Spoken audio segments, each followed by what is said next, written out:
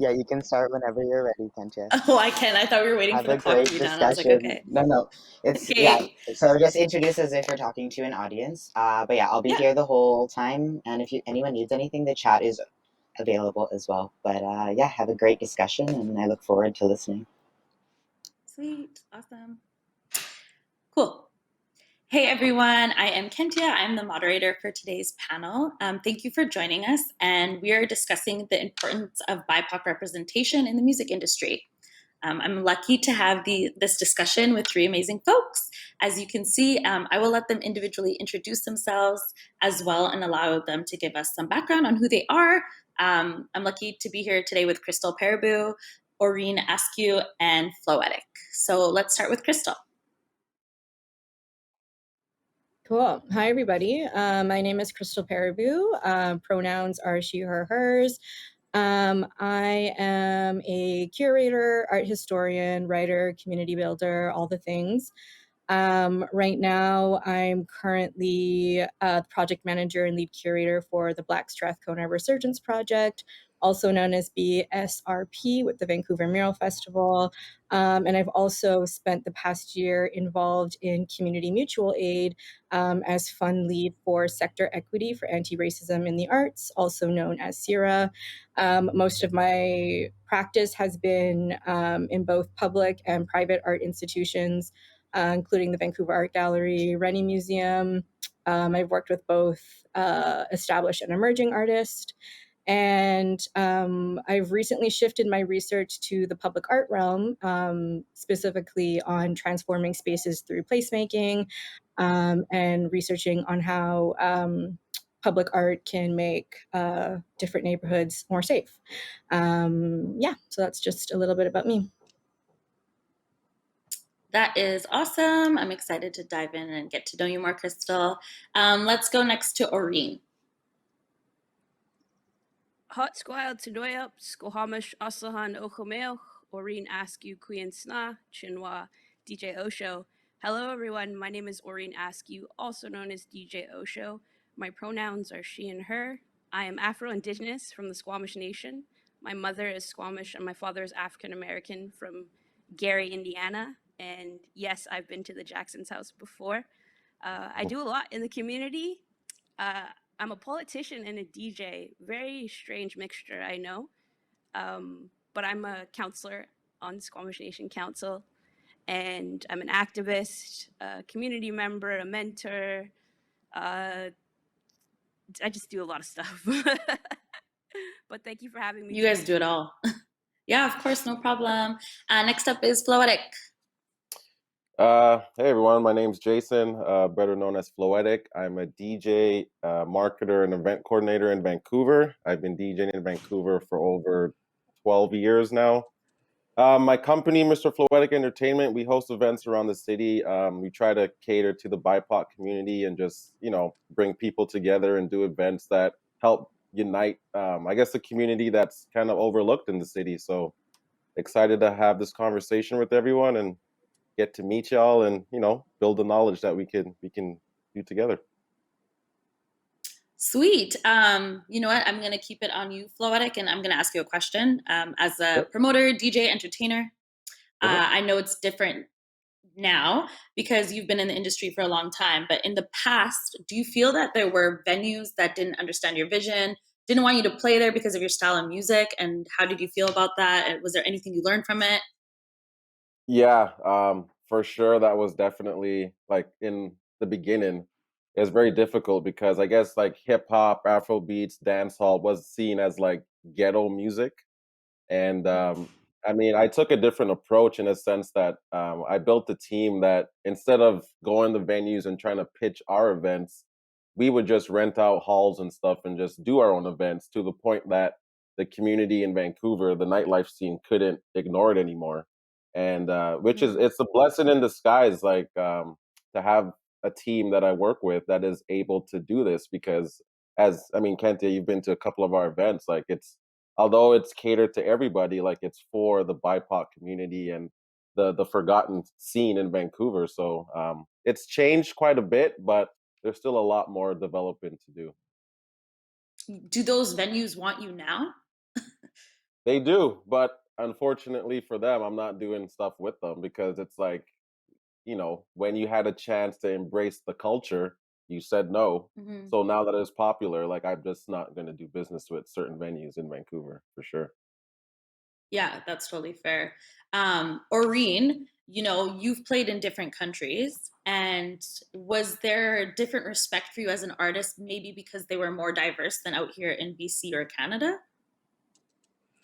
Yeah, I played a few years ago before COVID. I believe it was 2019. I got to play at South by Southwest in Austin, Nice. Texas. I got to play in the Canadian Mhm. House, and Mhm. I felt really accepted there. And it's such an arts filled festival. Like when I got off the plane, I took an Uber to the Canadian House, and they shut down the streets.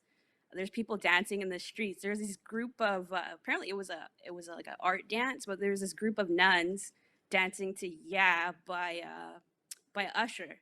I've never seen that What? anything like that before in my life, and I'm just like, why can't we have this in Vancouver? Like this is amazing. Mhm. But yeah, I felt more accepted, and there's looking around, there's more people that look like me, so that was a lot of fun For to sure. play that festival. Nice. What do you feel like we're lacking out here then? Like if it's there in Austin, Texas, like what is it that we're missing here in BC? I would definitely say representation. Um, Mhm. like I said, more people that look like me at the forefront. I'm just remembering like before pre-COVID, like what it was like with DJs on the Granville Strip, and only certain like hip hop and R&B nights, and those are like my favorite types of music, and I'm always like saying, someone should do a party, or people are like, well, why don't you do it? I'm like, well, okay, I guess I will. But the fact that, Yeah. I'm grateful that there's people like Floetic who go out there and do that type of stuff and put those parties together, because those are the best club nights in Vancouver. No, for sure. Do you feel like it's venue owners that we're lacking? Because I know that there's a lot of BIPOC DJs, artists, producers, and stuff like that. Is it the venue owners? I would definitely say so. I feel like the ones that I've encountered have like pitched like a night or an idea that I've had, and I've had to like really try to prove myself to them. And being a woman too, right? Mm-hmm. In the industry, like you have to do like 10 times more of the work just to prove that you're good enough. But once they see that party and lots of people coming, they they approach you to throw those parties. For sure. Yeah, I agree. Being a Black female is not easy. And this is like the second panel I've been part of where I've seen other Black females on this with me. So that's awesome. I'm going to go to Crystal and kind of switch it up a bit. But why was it important for you to create murals by Black artists? I can personally understand and I appreciate it. But for listeners, youth, why is that important for you, Crystal? Um, it was really important because there was a lack of representation, and it's my Mm-hmm. job as someone who's really pushing through these systemic barriers to make room for people who are like me and myself who aren't there. So, with the Vancouver Mural Festival specifically, they've been around since 2016. And up until 2020, they only had murals by two Black artists, and they've created over 250 murals across the city. So obviously, part of my strategic vision coming on was, and this is before the BLM movement, so it was a bit deemed controversial and somewhat taboo. But I really wanted to tell the story specifically of Hogan's Alley and really expand the artistic capacity for different Black visual artists in the public art realm specifically. Mm-hmm. So not only is it important to kind of center Black storytelling for the very reason that Black people do exist in the city, but they're very dispersed, but it's also important to highlight how that art reflects the fabric of Black history in Vancouver specifically, and in this province and Canada overall. Nice. Do you know the number of Black artists that you have now compared to them before? Yeah, so last year I brought 5 Black artists on board. This year, with the launch of the Black Strathcona Resurgence Project, it's basically taking my curatorial vision last year to a whole new level. So It's going to be a 3-year project, so it's multi-year, and we're going to have 30 murals completed by the end of 2022 by all Black artists, concentrated within the Hogan's Alley area and different parts of Strathcona. So this year in the summer, we're launching 11 different murals by 11 different Black artists, but there's also going to be a platform for different performers who are Black identifying to either showcase their talent through our opening and closing ceremonies. We're hosting an Unlearning Anti-Blackness workshop. So we're definitely showcasing different Black talent in different forms other than through mural art. That's awesome. Well, if you need DJs, you know who to holler at. Oh my God. I'm always looking for new talent, but I'm overwhelmed with so many requests. I'm just happy that you have options. Yes, Like, I have lots of honestly. options. That's awesome. Sweet. Jason, with so many new opportunities arising due to like hybrid models, so like online and offline events, and I know you take advantage of Twitch, you're killing it on there, and it's more accessible. What would you like to see in the future of nightlife in Vancouver and for creatives across BC in general? I think there's more representation. I think we've all kind of touched on that. And it is Yeah. trending that direction. Like for myself, I'm the marketing director for Safe and Sound, and they own quite a few venues in Vancouver. So it's like having, people like myself, and there's a couple other venues I know in Vancouver that have, people of the BIPOC community in these decision-making roles.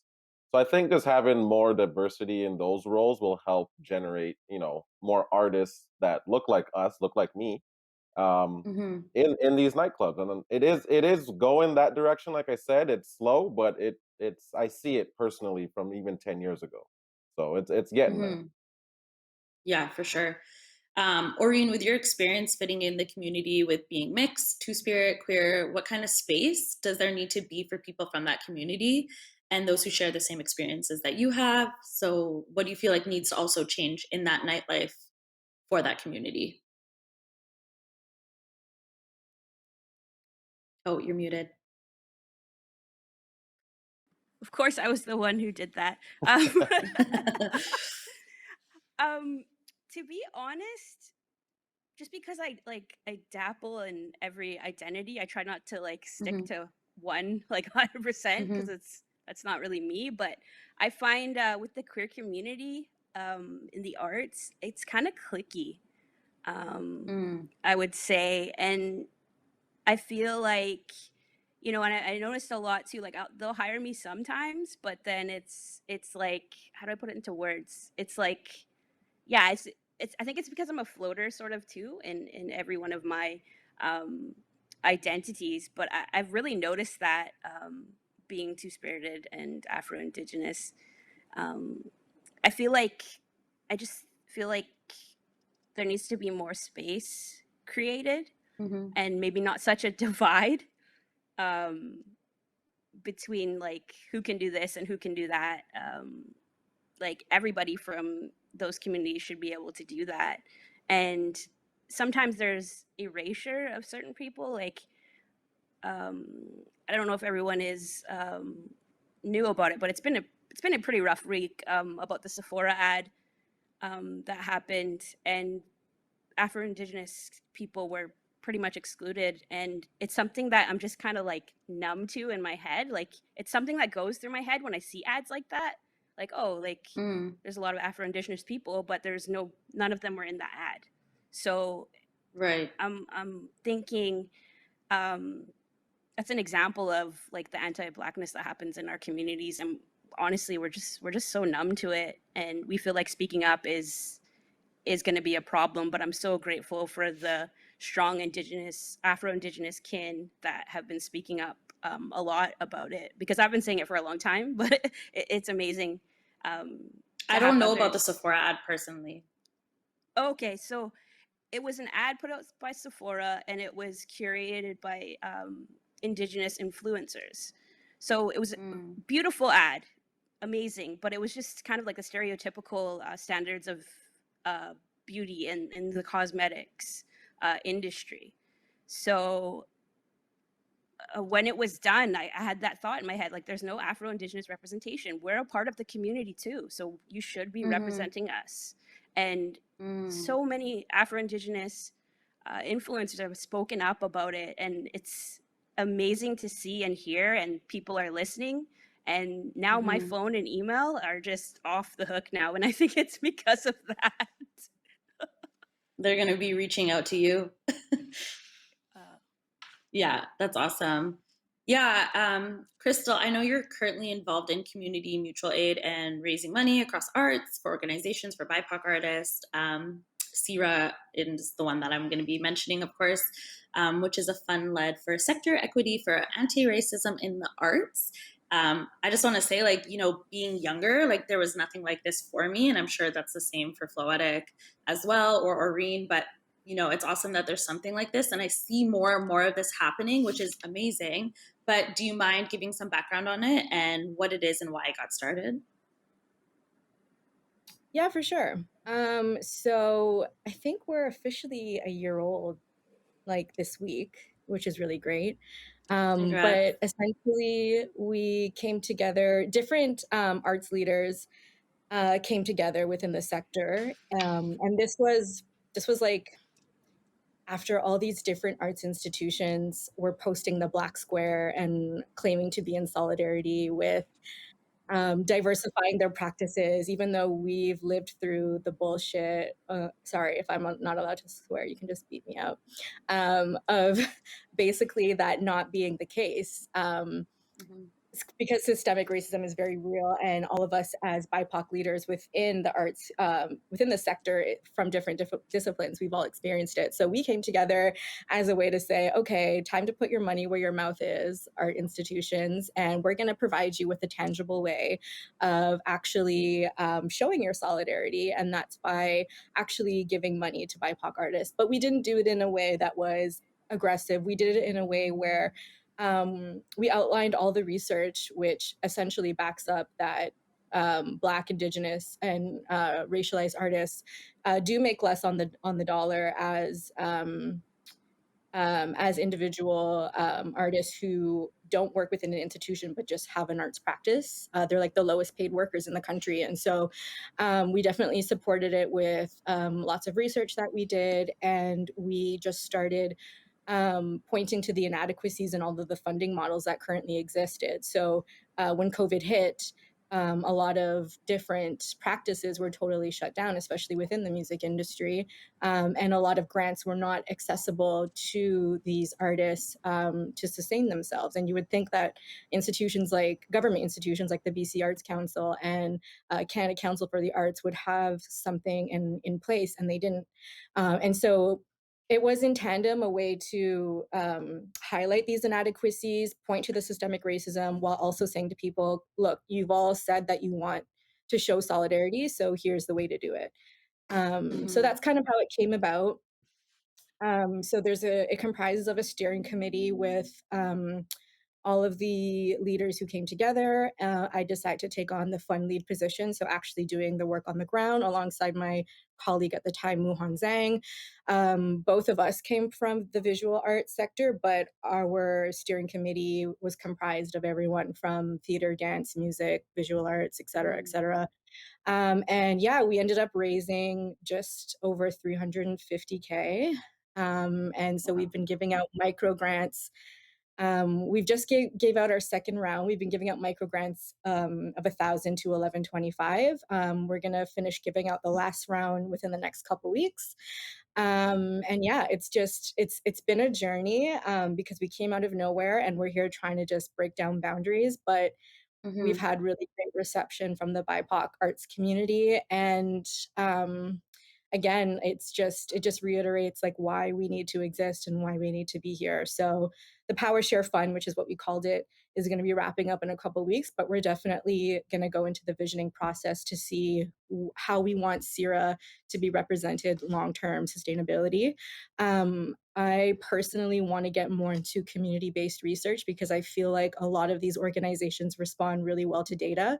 Like when you experience things like racism, that's very hard to quantify. But if you're actually showing them hard data of what their institutions look like. So X percentage of your executive directors are white, X amount of this are white. Yet X amount of BIPOC artists actually exist in this province. So here's how we make a change. And so I kind of want to do something where we release annual reports that actually continue to hold these arts institutions accountable, but then also continuing to have initiatives for that will help different BIPOC artists as well. That's awesome. Who can apply for the grant?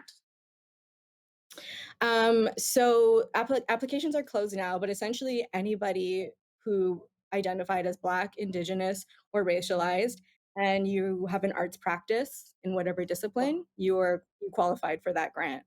And we had a jury that would basically assess, because we got way more applications than we thought we would. We had 334 applications. We raised $350K. So there's some people that we had to obviously not be able to fund.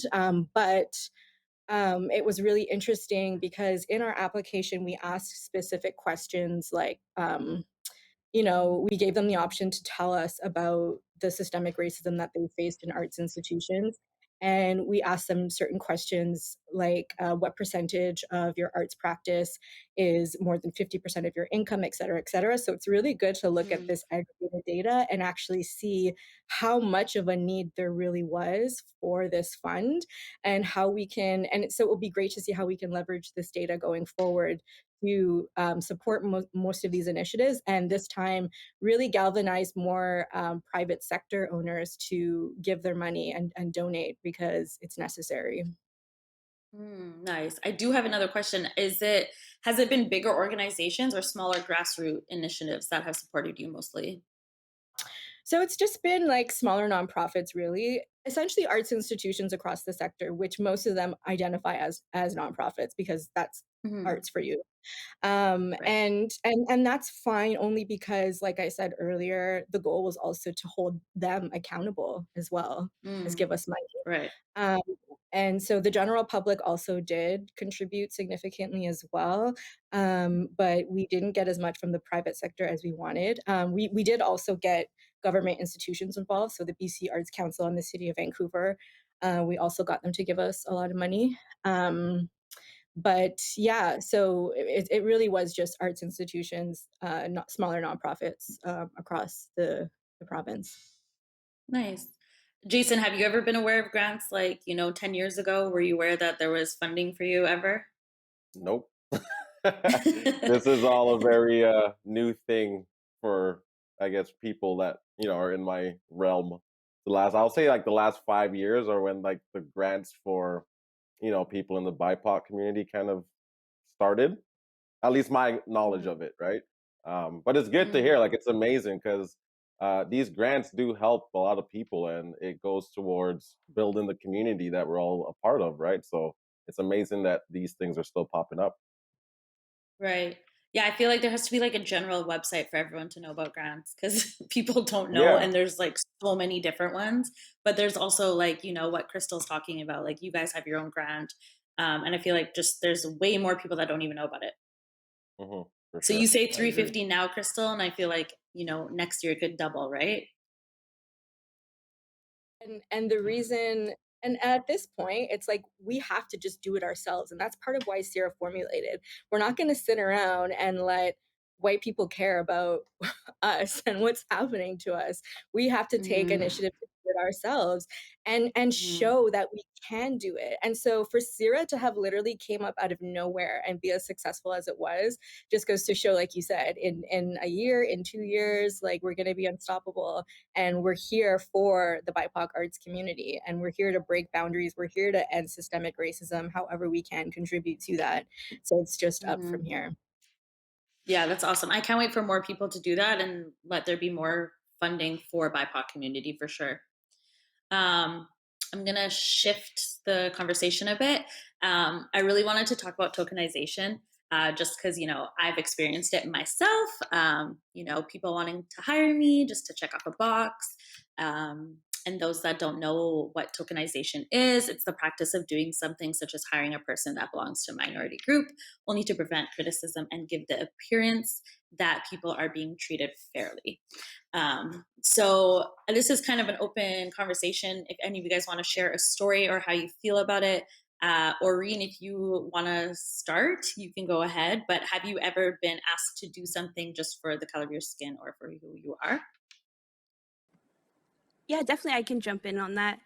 That's a really interesting question because I always joke about how I tick like 3 out of 4 boxes already. So um it's interesting because you'll meet these people who want to hire you and you kind of like start to build a relationship and you think that they're Mm-hmm. really awesome and they really care, but then once you actually get into doing your art, or it's like a whole process, even like the getting paid part, that's when you realize it's happened. You realize it after the fact, like Mm-hmm. after you've signed the contract with these people and they're trying to get you to add all these different things, like I don't know, examples like regalia, or they want you to answer a question on film about a certain topic like your heritage or your queerness or anything like that. And it's like, well, I didn't think it was gonna like be this way. So now you know that you've been tokenized and you're kind of like stuck.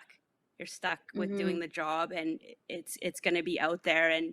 And I mentor a lot of youth, and sometimes they'll call me and they're kind of frightened about like the work that they get. If there's going to be backlash, this community is going to say that they're not doing this or they're missing something out, and just try to. I feel like I'm Mm-hmm. a like um, a counselor, like an actual trained psychotherapist or something sometimes, because they're so scared of the backlash and what's going to happen to them, and if it's the right thing to do, and it's it's a lot it's a lot to handle. But I think Mm-hmm.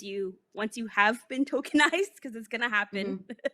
like there's no stopping All the it. I time. think as you get into it and you feel how it feels, then you'll just know. And that's, I can't really teach that to people, or there's not a list to Mm-hmm. go through, like to teach like in the academic way. But I just feel like you have to go through it to find out what it's like, and then you can say yes and no to the jobs that you want to do and you don't want to do anymore.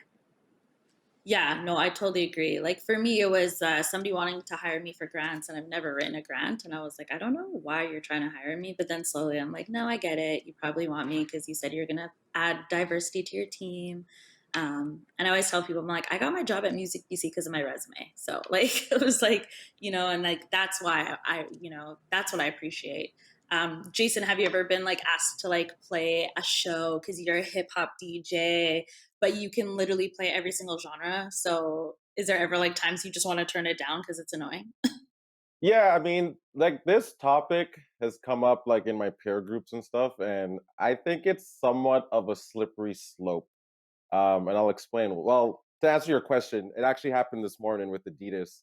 They were looking for a black DJ for Juneteenth, so I have Okay. an email from them asking me to play at their shops. But in terms of like tokenism, I think it's a slippery slope for us because I see it as, yes, on one hand, you're just kind of ticking a box, but on the other hand, ticking that box could lead to you helping out someone else. You know what I mean? So it's like, Mm-hmm. for example, using this uh, example of Adidas, it's like you're emailing me to play for Juneteenth, right? If I do a good job just based on my skill, not color or my background or whatnot, that may open their eyes to hire other DJs that look like me, or to hire me again, or put me in a position to recommend someone else. You know what I mean? So Mm-hmm. like tokenism, yes, the essence of the word and the definition is obviously something that we don't want to condone. But Yeah. I feel like we may need to like redefine what that is, because I could technically say like I got some jobs based on, originally based on what I look like, but my work ethic and everything else led me to grow in a different role and help other people. You know what I mean? So I that's think just that's what my you're stance. hoping. Like, at the end of the day, like with what you're saying is like you're also hoping that it's gonna open the doors for more people. And Yeah, sometimes and it it's doesn't, obviously right? not gonna yeah, it's not gonna happen all the time. But once Mm-hmm. again, like if we're like affirmative action was a term that was used all the time in the last like 10 years. Like, oh, we're gonna hire this person this to make our company not look racist or whatnot, right? But that action of actually hiring someone, even if it's with a bad intention, it's still helping out to some degree that community, even if we don't see it like that. That's just kind of how I hope I'm explaining this right and don't sound ignorant. No, I But totally get it. I think it's like a double-edged sword. You know what I mean? Yeah, I think there's two ways. I think it's like that's again what we're hoping that happens. And of course, we know that sometimes that does not happen. Yeah, Like yeah, they already for have sure. their one person and they're like, yay, we have our one. But then I think at the same time, it's like we're hoping, that opens a door so that they hire an intern and like, you can Yeah, start having those exactly. conversations with them in those rooms. Crystal, have you experienced it yourself? Just throughout your life? So I'm an art historian, and I want you to think about how many art historians who look like me that you know, and that should answer your question. That's fair. So I studied at Queen's University, which is a very white institution. I studied abroad in England, at very white institutions, knowing that this is how it is, but I'm not gonna give up what I love and what I wanna do just because people don't look like me. I'm gonna push through those boundaries, and I'm gonna, you know what I mean? So I kinda get where everyone is coming from right now. I think instead of redefining tokenism, what we need to do is have more conversations around how we battle tokenism. So, for instance, with me, um, I'll use the Vancouver Art Gallery as an example. So I'm trained. I'm trained in like research. I'm trained in curatorial, and so I did do some work around that. But there was a point where, like, when the major galas would come up or when events would come up, we'd be like, okay, let's put Crystal in events. It's like, because only like Black and brown people can do like events, and it's just like, no, I'm gonna stay here because I can probably do this research element a lot better than this white girl can. So, you know what I Mhm. mean? So it's about like setting, like when the tokenism tries to happen, like asserting yourself and really pushing those boundaries. And I think a lot of people, when they try to tokenize me, like people who know me well know that like nobody can walk over me. So when Mhm. they attempt to, I just find really slick ways of kind of turning it back on them and letting them know like, no, Mhm. I'm going to do what I need to do. and and yeah, and sometimes it causes issues, sometimes they back off, and sometimes, like, but we have to be doing these things in order to prove that we deserve to be there, because in a way we like, we do deserve to be there. So yes, as much as it sucks that we're getting here in that way, we have to utilize that opportunity as best as we can and wield it into what we want it to be. Um, but that requires, like there's a lot of, if people have experienced tokenism so much in their lives, like that could be really trauma inducing for them, you know what I mean? So there's only certain people who we can rely on to kind of set that leadership for us and kind of act as Trojan horses. Is like, that's what I like to call myself. Like, I'm basically a Trojan horse. Like, I work in all these predominantly white institutions, but I do it so that I, like, when they open the Trojan horse, I just release everybody who looks like me, and it's like, surprise, we're coming in and infiltrating. So yeah, that's what I have to say about tokenism. No, that's dope. See, like, I feel like you're strong to be able to do that in those rooms, and some people are still trying to like find their ways. And I always like tell people, like, 100%. after, yeah, like I feel like after the whole like George Floyd situation, like I got stronger within my skin color. I felt like, I felt like, I was so proud to be black, but it also made me want to like fight for that even way more. So Totally, totally. it's nice that you already like, feel that strong and you're able to be like, you're not going to tokenize me. I'm sorry, this is not going to work. But, 100%. for me, I feel Yeah. like I would still be like slightly shy, but at the same time, I'm like getting out of that shell. If that makes sense. Totally, totally. And I do have to acknowledge that also, me being like lighter skinned, there is more privilege there. So it's also utilizing that privilege to make sure that I'm making room for darker skinned people as well, or people who can't necessarily handle the traumatization of their experiences. Hmm. For sure. you were talking about trauma, and I'm going to switch the conversation into microaggressions. I'm not saying this caused me trauma, but I watched this video that I'm going to let us play here soon, but it opened my eyes because I'm originally from Saskatoon, and just my whole life I was surrounded by, my school was white, my job was white, the city is white. Like, it's just, it's how it is. But just all the little comments that happened throughout my whole life, like I kind of almost want to start a brand at this point and a t-shirt being like, microaggressions were my whole life. Like, literally, like, oh, is your hair real? Can I touch your hair? Your braids, like, where does it start? Like, just everything. So we're gonna play a clip, and this is not for you guys, but maybe it'll open your eyes even more, but it's more for everyone else that's watching, just to have a better understanding of what everyone goes through that has to deal with microaggressions. For people who still don't think that microaggressions are a problem, Oh, you're so well spoken. just imagine, instead of being a stupid comment, a microaggression is a mosquito bite. Ugh, it's a compliment. Mosquito bites and their itch are one of nature's most annoying features. But if you're only bitten every once in a while, No, where are you really from? Cleveland? sure, it's annoying, but it's not that big a deal. The problem is that some people get bitten by mosquitoes a lot more than other people. I mean, a lot more. Whether it's on a date, Oh, your English is so good. Excuse me? going grocery shopping, You know, everything happens for a reason. I'm just buying apples. commuting to work, So when are you gonna have a baby? watching TV, We have to keep the Redskins' name. It's part of our culture and history. or just walking down the street with your partner. I couldn't even tell you were gay. Mosquitoes seem to pop up everywhere. Do you know John? Give me shopping advice. I love Cher too.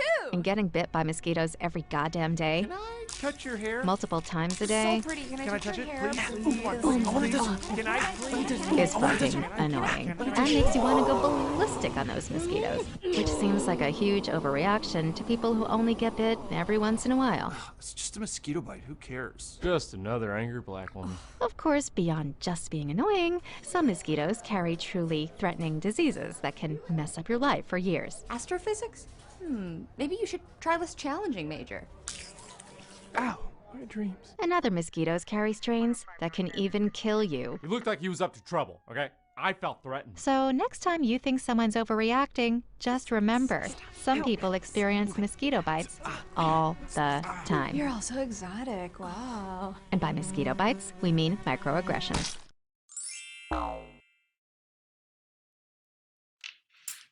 Yeah. I love that. That was great. Yeah, that was cool. great. Yeah, my company, we had like a session all together and somebody played it for me. And the best part is watching people's reaction, like being like, when you're like annoyed because you hear the comment that happens all the time. But yeah, like let's dive into it a little bit just so like people have a better understanding. But that whole video was my whole life, like honestly.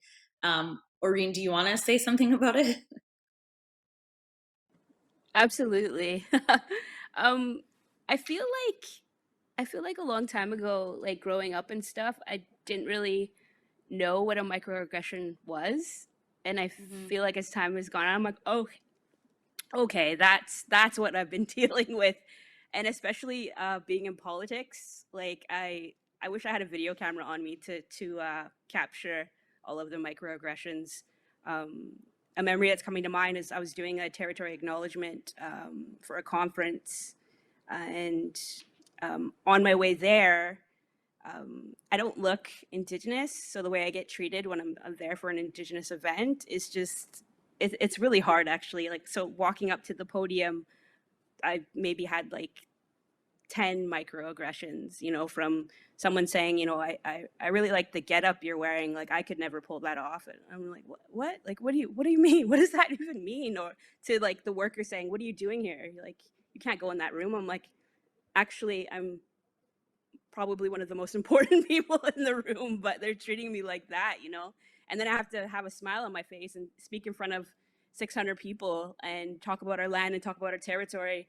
And it's a lot. It's heavy. Those microaggressions are really, really heavy, and you don't even realize it. I just feel like we're so numb to them. We don't even realize it. I realize it when I have free time, time to like reflect on the day or that event. And it's supposed to be my free time where I'm supposed to be relaxing and doing self-care. But then it's like, oh my goodness, all this stuff happened. Like it takes an effect on your body sometimes too as well. But I'm glad people are actually speaking up about it, because you know, it's almost like we joke about it sometimes, but like it's a problem. It's a real problem.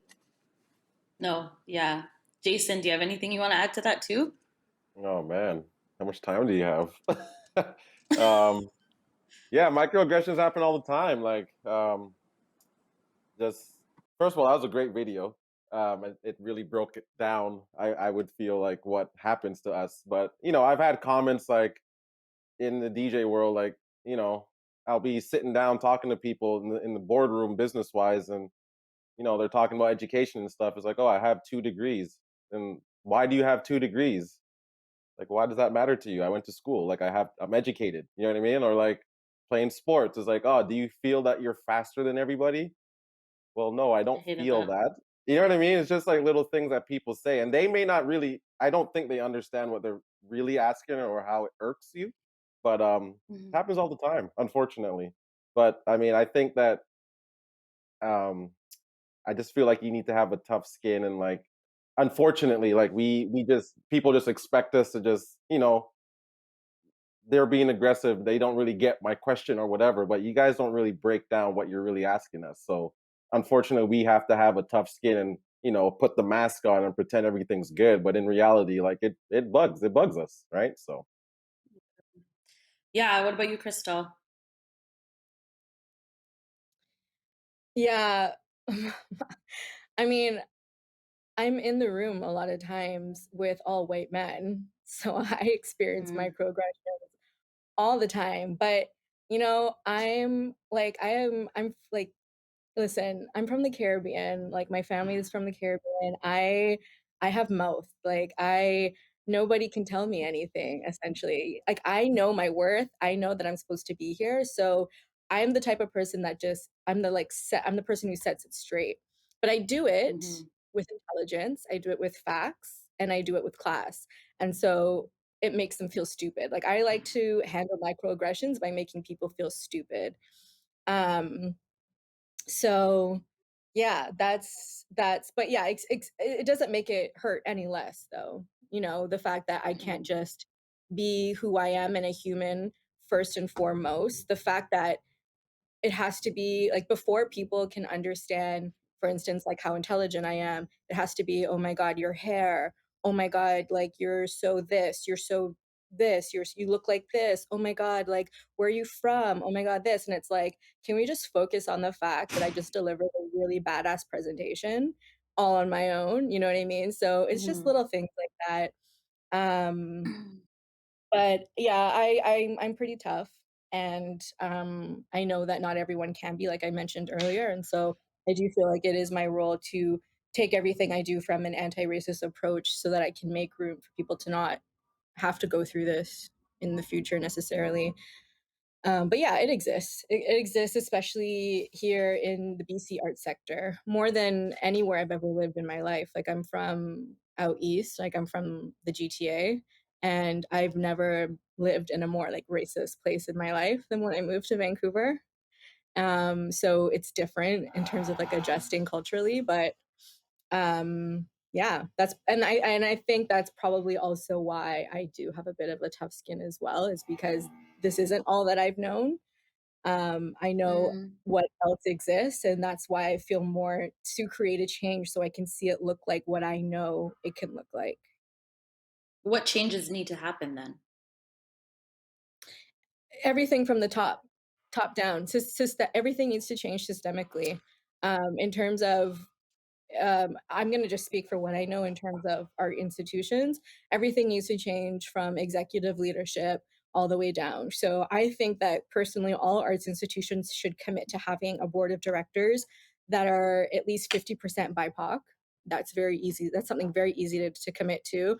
And then in terms of leadership, like management, front of house workers, also 50% BIPOC, because it's so easy for these arts institutions to just program, okay, I'm going to host an exhibition by this one Black artist. That's the tokenization. I'm going to hire this one Black guest curator for this program. That's the tokenization. No, what you need to do is the people who are making the decisions, the people who are running this organization, the people who systemically are keeping this organization afloat, restructure from the top down.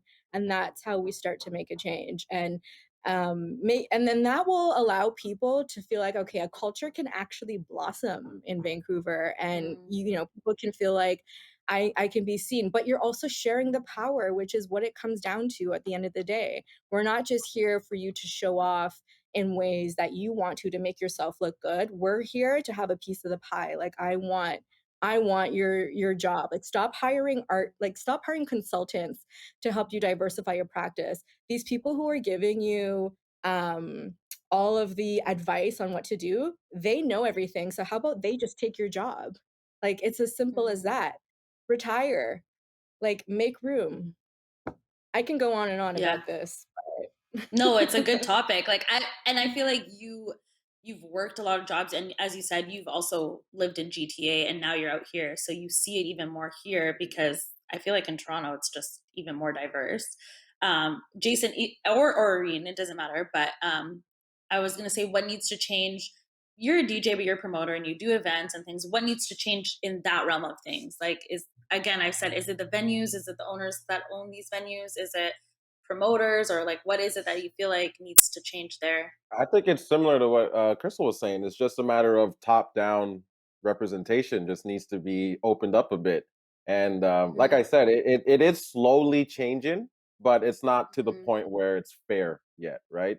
But nothing's going to change if the higher up is a 60-year-old white guy that is stuck in his ways from like the 70s. You know what I mean? Like, that just needs to, or like, hire the right people.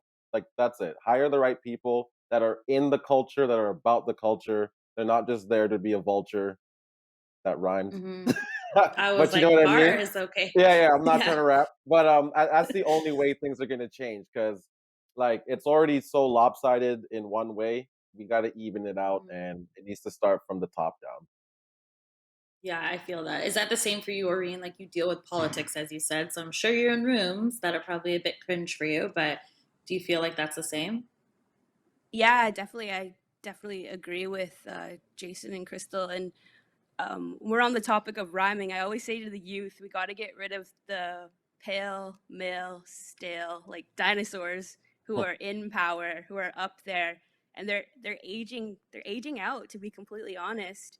And I'm trying my best to try to get our youth interested in politics. I know it's kind of hard sometimes, but I just try to let them know that this is what's happening. They're aging out, and you got to get in there. You need to be at the table to make those decisions, because if you're not at the table, the decisions aren't going to be made for you, for the people who look like you and who identify as you. You need to be at the table to make those decisions. No, for sure. I mean, we need them in the future anyway, so it's good they start now, to be honest.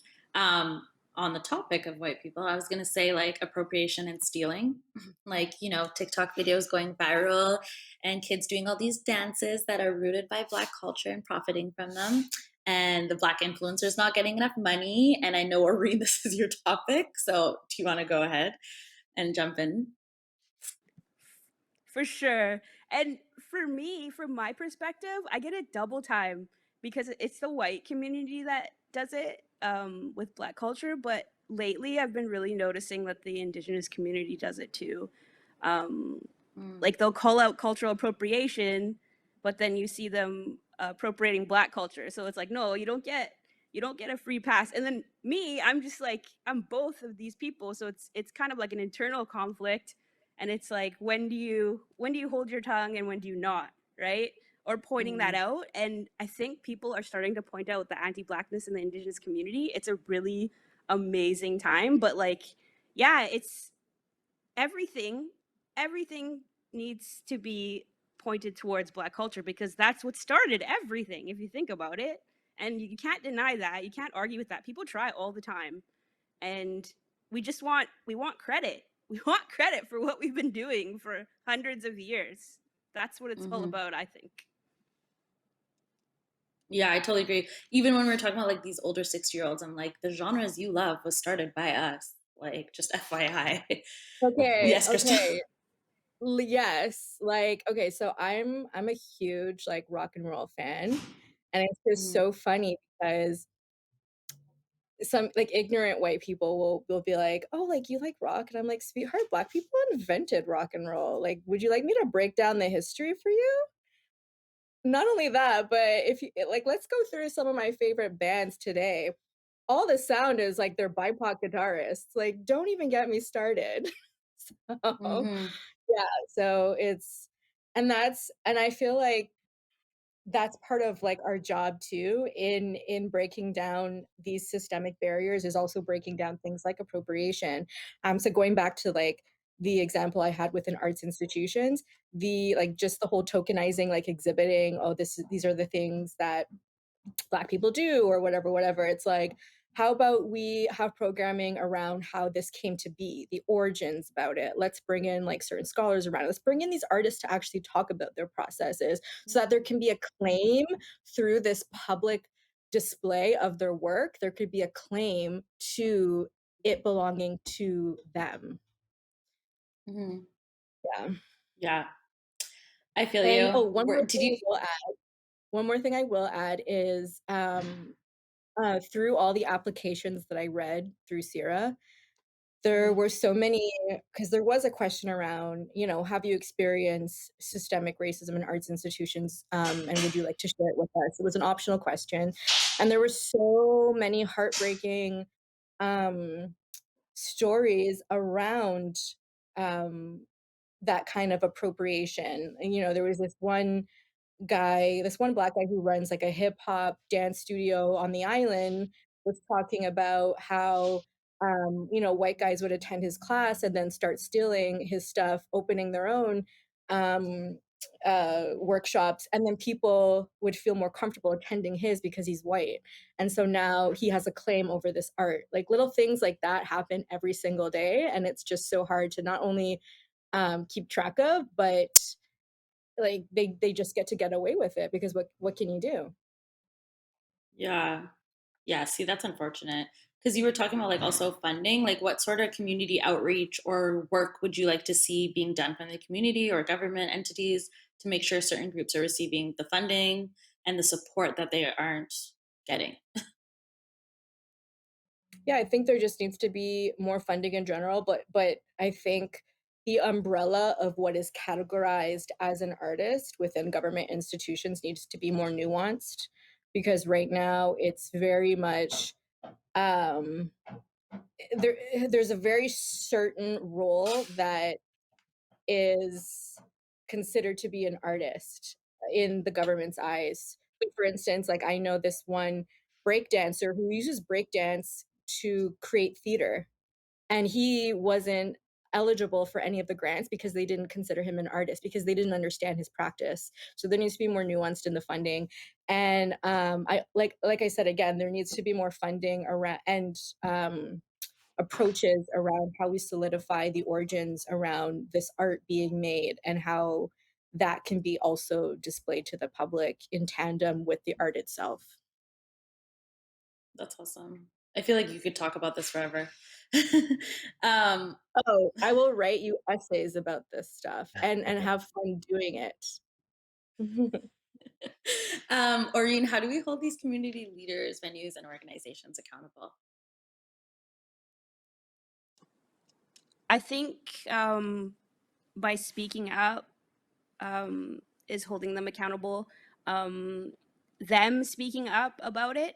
There's just so much going on for BIPOC people right now, especially when it comes to the 215 children that were found in Kamloops, and they're finding more every day, and it's going to get way more intense. Like, my mother went to residential school in North Vancouver. Like, it's not that far away from us, and I've been in meetings about actually digging up our people's bodies. So it's time for the leadership to get educated about what happened, admitting that it happened, and taking the steps to reconcile. I do not like the word reconciliation. I like refuse to say it because I'm so tired of hearing about it. We've been hearing about it for so long, and I say reconciliation because that's going to prove that you're being held accountable for sure.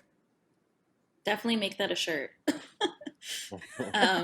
Just I'm just all about making shirts. Like, I'm gonna make a microaggression shirt. I already know it, with like all the questions in the back so people understand and don't ask about it at this point. I was going to say, did you guys have any mentors that looked like you? Like Jason, 12 years ago, did you have a DJ that was a mentor that looked like you, that was Black, that helped you out? Unfortunately, not, which is why I'm actually so passionate about doing what I'm doing because I want to be that mentor for the next generation. Um, Mm-hmm. yeah, when I was growing up, the guys that I looked up to, they just partied and just kept it moving. Didn't really care about giving back to the community or anything like that. Which is, I mean, to each their Mm-hmm. own, right?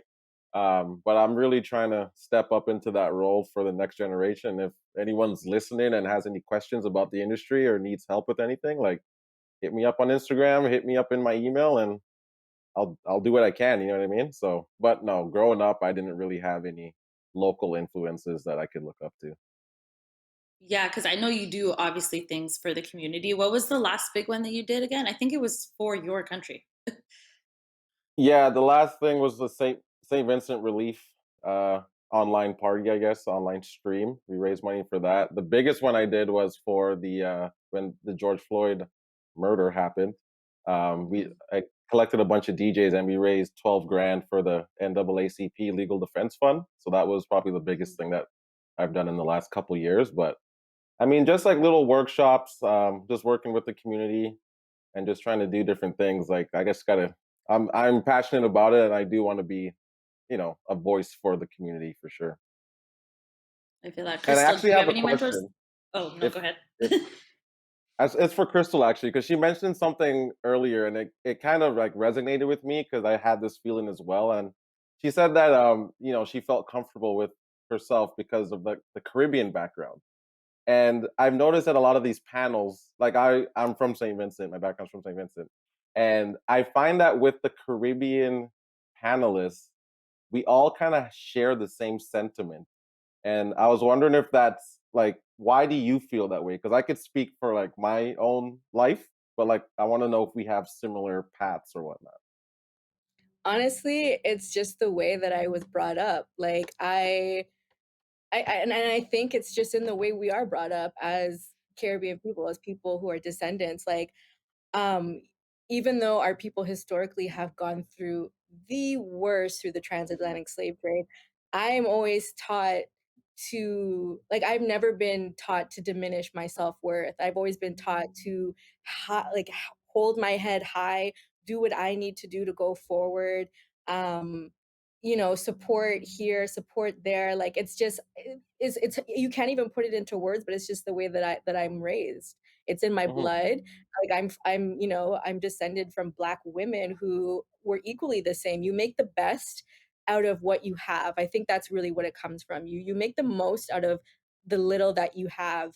And I think as I move forward, as we continue to move forward, it's just having that same mentality. So I'm glad that resonated with you because I don't know a lot of Caribbean people out here. So like a lot of people don't understand when I have that mindset. It really confuses them sometimes. And I'm just like, dude, like that's just how I was brought up, you know? Yeah, and like, sorry to take over, Kenty. No, it's I fine. had to ask. I was having a conversation with one of my, like, I consider him a little brother.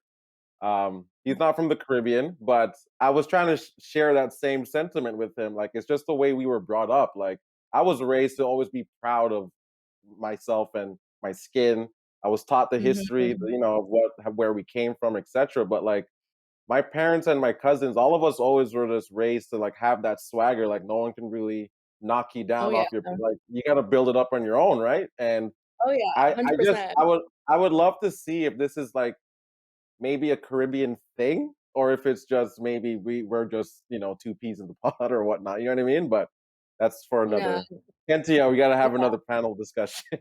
Yeah, I was like, I think we just all have to, let's just have a fundraiser. Let's just have everyone playing, raise Yeah. money, do But thing. yeah, But yeah, Crystal, definitely. you I and I feel can that. maybe like talk afterwards, and I'd love to just Yeah, have a yeah, conversation with you. Cool. for sure. This is why we do this anyways, is so we can all connect, right? And those who are listening are probably going to connect with you two talking about this anyways, so don't worry about it. Crystal, did you have any mentors when you were starting in the industry and stuff like that? That were Black, Not in sorry, I my should say. not in my industry, no. Like I said earlier, it's a very white industry. So a lot of where I got to, I paved the way for myself. But I will say over the past year, I've met a lot of like Michelle Jakes, who is a curator right now. She's at the Ramai Modern in Saskatoon, but I she was like, you're is talking about my arts. yeah, but she's someone I just met through Sierra over the past year. So she's a Black woman who has curated everywhere from the AGO in Toronto to like Nova Scotia. And I'm just like, how am I just hearing about you now? And so like now I'm starting to like meet more mentors when I'm more established.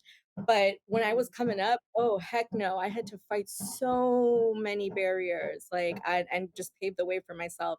Nobody looked like people would actually look at me like when I used to work at the Vancouver Art Gallery, because the security are like the only brown people in the whole building. Like, so like people would think I was the security because they were literally confused. Like, gosh. oh, you're giving the tour? I'm like, yeah, I'm giving the tour. I'm not the security, like, you know? So yeah, no, zero mentors in my industry. How about you, Aureen?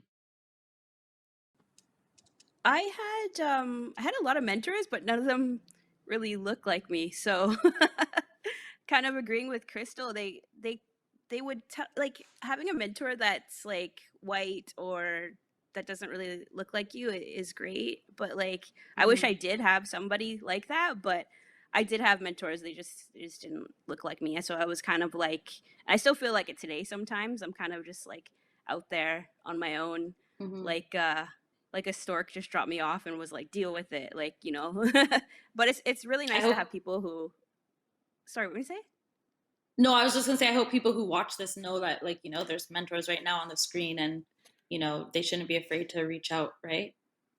Yeah, for sure. And I see it now. There's a lot of young people who look like me and are coming up, and they have the same like hunger in their eyes for kind of doing what I'm doing, like basically asking me how I do what I do, and I let them know I'm like an open book. Like I don't, it's not a secret society or anything. That's what I felt like when I first started DJing. I wanted to learn, and it was like, oh, learn on YouTube. I'm like, I don't learn very well that way, and people were just really busy, so it's not, for me, it's not a secret society. If you want to know how to do it, I'll show you.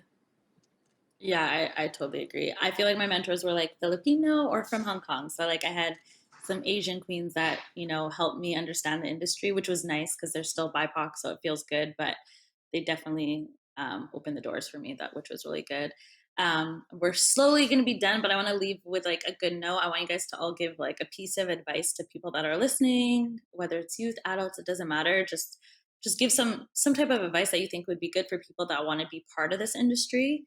um, let's start with you, Aureen, as you just finished talking. No worries.